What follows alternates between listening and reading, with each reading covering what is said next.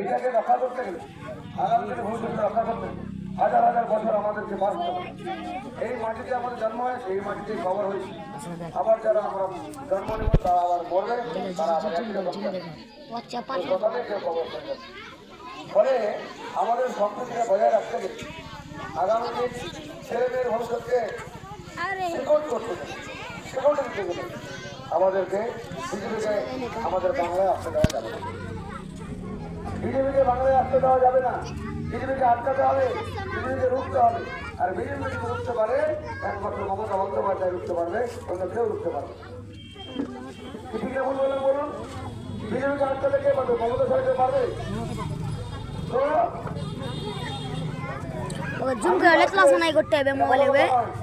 আমি একজন সৈনিক মাত্র, আপনারা সবাই পাচ্ছি। মহেশপুরের মানুষকে বলবো বিজেপিকে আটকাতে জোড়া ফুলে ভোট দিই। আমার উপর কারণে রাগ করে থাকতে পারে, কিন্তু আমি একটা খুশি মানুষ। ভোট মমতাকে, আমাকে ভোট দিলে মমতা ভোট পাবো। আমি ভোট আমাকে ভোট দিয়ে পিছিয়ে বাড়ালে আমি মমতাকে ভোট দেবো, তার মুখ্যমন্ত্রী হবে।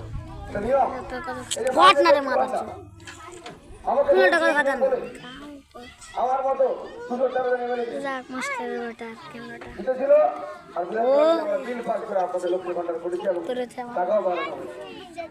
আবার বলে দাও ফেল করবে কামরাতে দিদি মহিলারা বলছে 2000 করলে ভালো হবে। বিধানসভা চেম্বারে বসে দিলাম বালের পিচার ক্যামেরা আরবে এক কাজ কর, তোদেরও না আমারও না, তাহলে মাঝামাঝি